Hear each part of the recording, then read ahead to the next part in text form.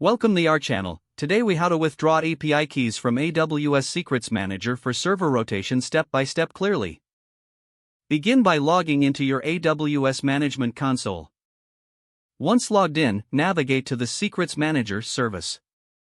In the Secrets Manager dashboard, locate the secret containing the API keys you wish to withdraw. Click on the name of the secret to open its details. In the Secret Details page, look for the Retrieve Secret Value section.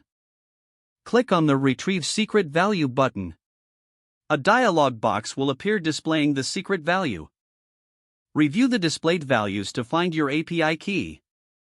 You may copy the API key directly from this section. If you need to rotate the keys, navigate to the Rotation Configuration portion.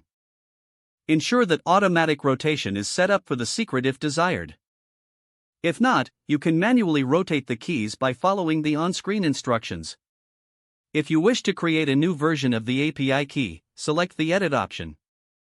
Update the necessary fields with your new API key information. Click Save to store the changes. Test the newly retrieved or rotated API keys in your application. Check for successful authentication and connection to ensure the keys are functioning properly. Document the old and new keys securely in your environment. Regularly repeat these steps as needed to maintain security practices. Always ensure that your API keys are securely managed and kept confidential. If the page does not load, refresh the browser or try again in a private or incognito window. Make sure you are using the correct email address, then retype it carefully to avoid small typos. If your password is not accepted, use the Reset option and create a new strong password you can remember.